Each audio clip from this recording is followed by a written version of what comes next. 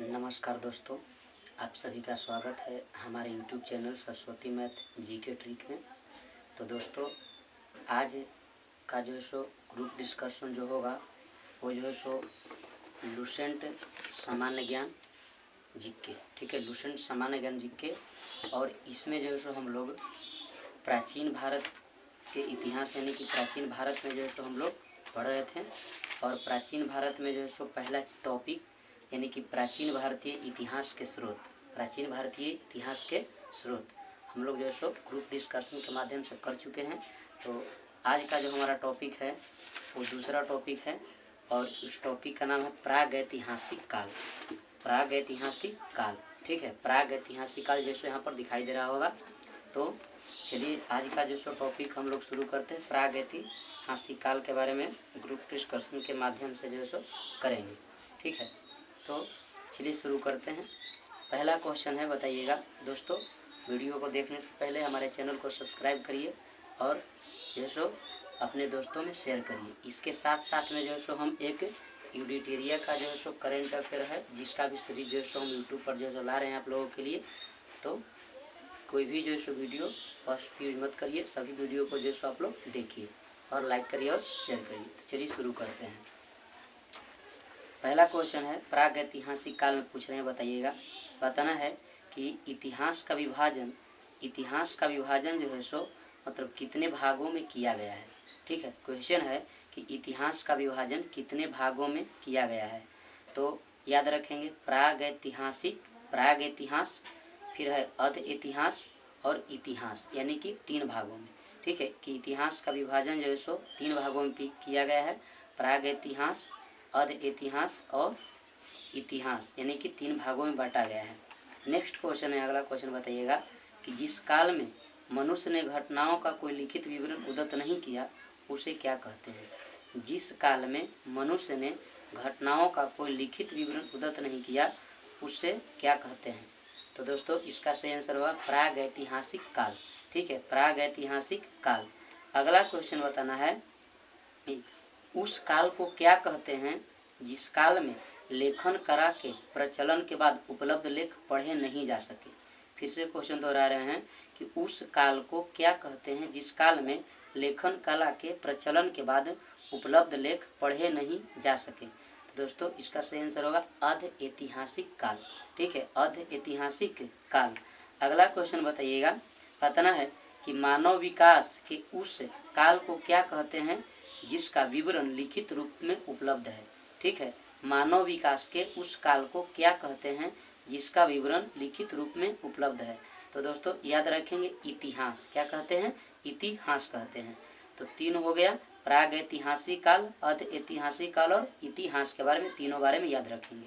अगला क्वेश्चन है, बताना है कि ज्ञानी मानव का प्रवेश इस धरती पर आज से लगभग कितना वर्ष पूर्व हुआ। ज्ञानी मानव यानी होमो सैपियंस का प्रवेश इस धरती पर आज से लगभग कितना वर्ष पूर्व हुआ। तो दोस्तों याद रखेंगे 30 या 40 हजार वर्ष पूर्व, ठीक है, 30 या 40 हजार वर्ष पूर्व। अगला क्वेश्चन बताएंगे। बताना है कि मानव की जीविका का मुख्य आधार मतलब क्या था। पूर्व पाषाण युग में पूछ रहे हैं, पूर्व पाषाण युग या पूरा पाषाण काल में के मानव की जीविका का मुख्य आधार क्या था। तो याद रखना है शिकार, क्या था, शिकार था। बताएंगे, बताना है कि शिकार जो है सो पूरा पाषाण काल में आदि मानव के जो है सो एक मनोरंजन के साधन भी थे, याद रखेंगे, मनोरंजन के साधन भी थे। अगला क्वेश्चन है, पता है कि आग का आविष्कार किस काल में हुआ। आग का आविष्कार किस काल में हुआ। तो दोस्तों याद रखेंगे पूरा पाषाण काल, ठीक है, पूरा पाषाण काल। अगला क्वेश्चन बताएंगे कि पहिए का आविष्कार किस काल में हुआ। पहिए का आविष्कार किस काल में हुआ। तो दोस्तों याद रखना है नव पाषाण काल में, ठीक है, नव पाषाण काल में, यानी आग का आविष्कार हुआ पूरा पाषाण काल में और पहिए का आविष्कार हुआ नव पाषाण काल में। अगला क्वेश्चन बताएंगे कि मनुष्य में अस्थायी निवास की प्रवृत्ति किस काल में हुई। मनुष्य में अस्थायी निवास की प्रकृति किस काल में हुई। तो याद रखना है नव पाषाण काल में, ठीक है, नव पाषाण काल में। तथा बताना है कि मनुष्यों ने मतलब सबसे पहले जो है सो किसको पालतू बनाया, ठीक है, जब निवास स्थान की प्रवृत्ति हुई तो सबसे पहले किस जानवर को पालतू बनाया। तो याद रखना है कुत्ता को। किसको बनाया? कुत्ता को।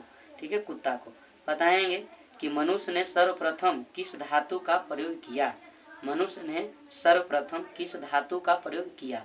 तो याद रखेंगे तांबा धातु का। किस धातु का? तांबा धातु का प्रयोग किया था। अगला क्वेश्चन बताएंगे कि उसके द्वारा बनाए जाने वाला प्रथम औजार क्या था? उसके द्वारा बनाए जाने वाला प्रथम औजार क्या था? तो याद रखना है कुल्हाड़ी। ठीक है, कुल्हाड़ी। अगला क्वेश्चन बताएंगे कि कृषि का आविष्कार किस काल में हुआ है? ठीक है, कृषि का आविष्कार किस काल में हुआ है? तो दोस्तों याद रखेंगे नवपाषाण काल में। ठीक है, नवपाषाण काल में हुआ है।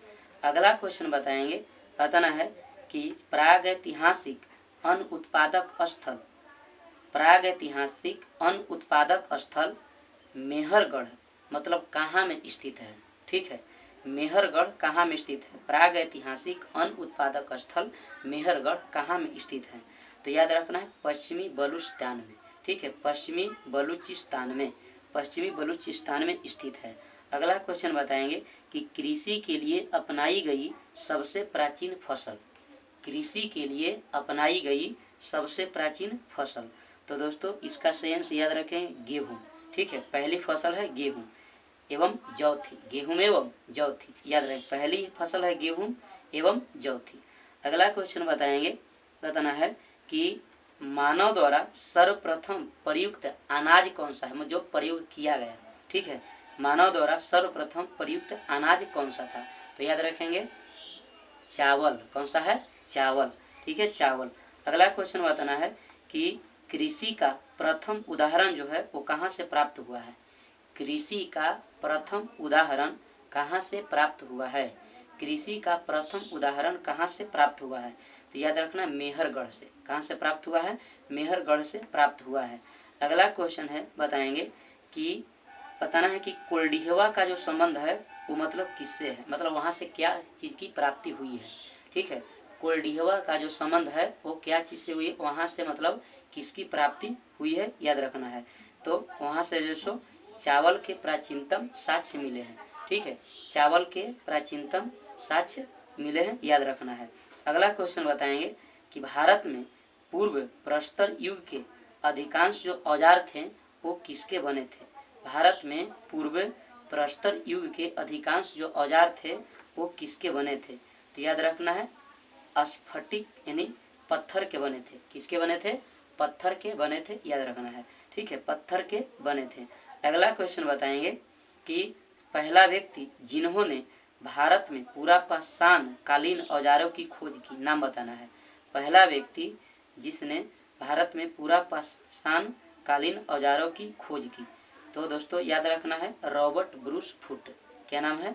रॉबर्ट ब्रूस फुट पहले व्यक्ति हैं जिन्होंने 1863 ईस्वी में भारत में पूरा पाषाण कालीन औजारों की खोज की। ठीक है, भारत में पूरा पाषाण कालीन औजारों की खोज की। बताएंगे कि किस जगह यानी किस स्थान पर प्रथम भारतीय पूरा पाषाण कलाकृति की खोज हुई? क्वेश्चन है कि किस स्थान पर प्रथम भारतीय पूरा पाषाण कलाकृति की खोज हुई? तो याद रखेंगे पल्लावरम नामक स्थान पर। ठीक है, पल्लावरम नामक स्थान पर। अगला क्वेश्चन है, नेक्स्ट क्वेश्चन बताइएगा, बताना है कि भारत में मध्य पाषाण काल के विषय में जानकारी सर्वप्रथम कितना ईस्वी में हुई? भारत में मध्य पाषाण काल के विषय में जानकारी सर्वप्रथम कितना ईस्वी में हुई? तो दोस्तों याद रखेंगे 1867। ठीक है, 1867 ईस्वी में हुई। बताना है कि और किसने जो है सो विंध्य क्षेत्र में लघु पशुन उपकरण में हुई? जब जो है सो मतलब किस बताना है कि विंध्य क्षेत्र में लघु पशानु उपकरण की खोज मतलब किसने निकाला था? व्यक्ति के नाम बताना है। ठीक है, तो याद रखेंगे C.L. कलाइकल। क्या नाम है? C.L. कलाइकल। ठीक है, C.L. कलाइकल याद रखेंगे।